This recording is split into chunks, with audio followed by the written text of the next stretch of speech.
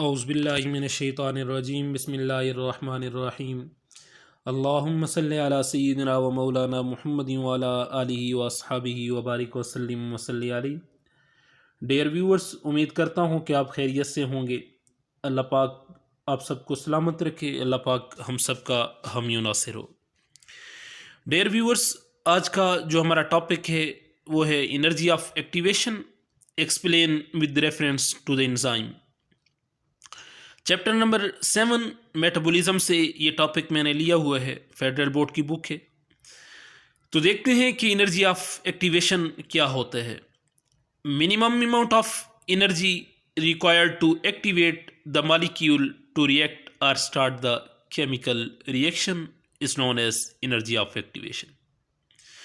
या इसकी दूसरी डेफिनेशन हमारे पास है, minimum amount of energy required for a chemical reaction to occur is known as energy of activation।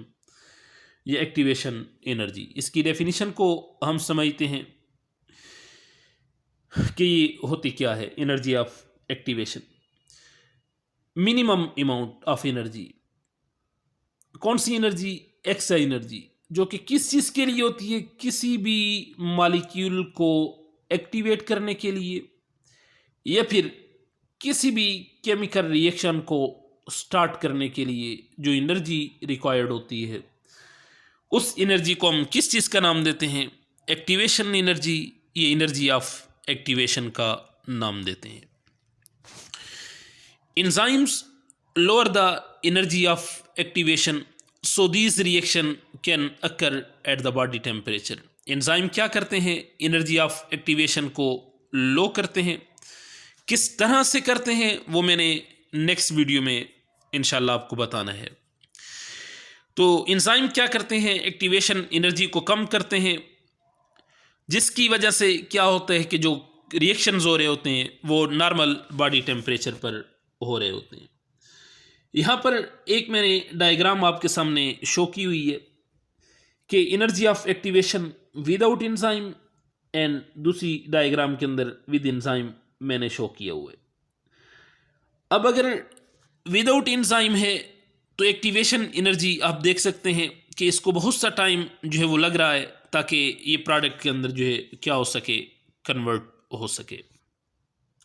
यहाँ पर आप देख सकते हैं ये जो ग्राफ ऊपर की तरफ जा रहा है, इसका मतलब क्या है कि इसको टाइम लग रहा है। ये कब का केस है? जब इस केमिकल रिएक्शन के अंदर एंजाइम इन्वॉल्व नहीं हुए, तो इसको रिएक्टेंट को प्रोडक्ट बनने में टाइम लग रहा है। जबकि आप देखें कि अगर एंजाइम इन्वॉल्व हो जाए तो ये केमिकल रिएक्शन कितना ज़्यादा स्पीड अप हो जाता है। एक्टिवेशन एनर्जी लोअर हो जाती है एंजाइम के आने की वजह से, और क्या होता है कि फ़ौरन ही जो है रिएक्टेंट प्रोडक्ट में कन्वर्ट हो जाता है। तो ये इतना हाईली स्पीडेबल है। ये हमारे पास एक्टिवेशन एनर्जी के बारे में। उसके बाद energy of activation and enzyme, तो इसका कौन सा जो है वो आपस में इंटरेक्शन है, कौन सा रोल है? In biological system many chemical reaction are necessary to sustain the life, such as the breakdown of food molecule और the synthesis of essential compound.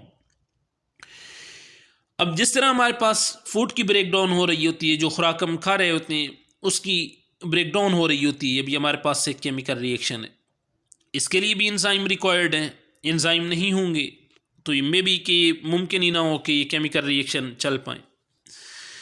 और सिंथेसिस ऑफ एसेंशियल कंपाउंड, बहुत सारे कंपाउंड को बनाने में भी एंजाइम का रोल है, जो कि हमारी ज़िंदगी के लिए इंतहाई इम्पॉर्टेंट तरीन है। जिस तरह आप रेस्पायरेशन के अंदर देख सकते हैं एनर्जी की जो है वो हो रही है, ग्लाइकोलाइसिस का प्रोसेस है, क्रेब्स साइकिल का प्रोसेस है, एंजाइम यूज़ हो रहे हैं तो सारी चीज़ें हो रही हैं। विदाउट एंजाइम कोई भी काम नहीं हो सकता हमारी बॉडी के अंदर। हो सकता है पर उसको बहुत ज़्यादा टाइम लग जाएगा। However most of this reaction require a significant amount of activation energy to occur. उन्हें एक्टिवेशन एनर्जी भी चाहिए होती है। कोई भी केमिकल रिएक्शन एंजाइम की मदद से एंजाइम उसे इन्हांस तो कर देता है, लेकिन उसे स्टार्ट करने के लिए थोड़ी बहुत एनर्जी चाहिए होती है, वो हमारे पास एक्टिवेशन एनर्जी होती है।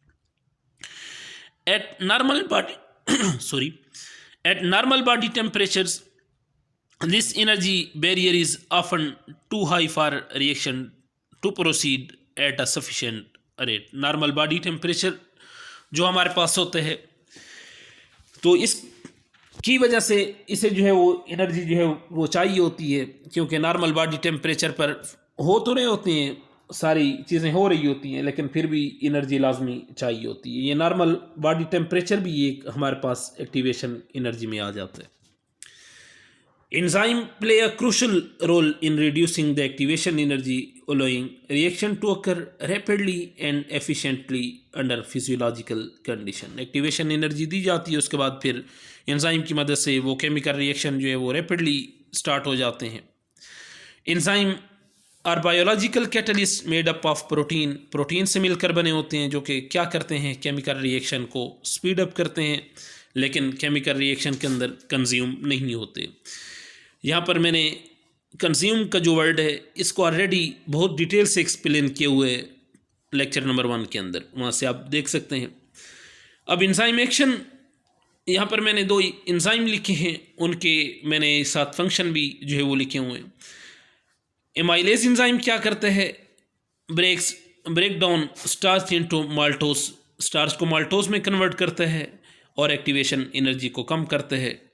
डिकम्पोज, ये जो दूसरा हमारे पास है कैटलेज एंजाइम, क्या करते हैं, हाइड्रोजन परऑक्साइड को क्या करते हैं, वाटर और ऑक्सीजन में हाइड्रोजन परऑक्साइड, जिस तरह हमारे पास इसका फार्मूला हम लिख लेते हैं H2O2, ये हमारे पास हाइड्रोजन परऑक्साइड है। क्योंकि एक टॉक्सिक कंपाउंड है तो इसको फ़ौरन किस चीज़ में कन्वर्ट कर दिया जाता है, वाटर के अंदर कन्वर्ट कर दिया जाता है और साथ हाइड्रोजन के अंदर कन्वर्ट कर दिया जाता है। तो ये भी हमारे पास क्या है, making the reaction much faster. तो इसकी वजह से क्या होगा कि रिएक्शन बहुत तेज़ी से होंगे। कंक्लूजन इसका देख लेते हैं। Enzyme are essential in biological system because they lower the energy of activation, making life-sustaining reaction occur quickly and efficiently at normal body temperature. Without enzyme, many biochemical reaction would be too slow to sustain life. Enzyme के बगैर chemical reaction बहुत slow हो जाते हैं, जिसकी वजह से life जो है वो मुमकिन नहीं। तो लाइफ के मुमकिन होने के लिए ये ज़रूरी है कि उसके अंदर एंजाइम केमिकल रिएक्शन के अंदर हों, ताकि हमें फ़ौरन ही ATP मिले, एनर्जी मिले, ताकि हम लाइफ एक्टिविटीज़ सारी परफॉर्म कर सकें। तो अगर इस टॉपिक से रिलेवेंट आपका कोई क्वेश्चन हो तो आप पूछ सकते हैं। नेक्स्ट वीडियो तक इजाज़त दीजिए। अल्लाह हाफ़िज़।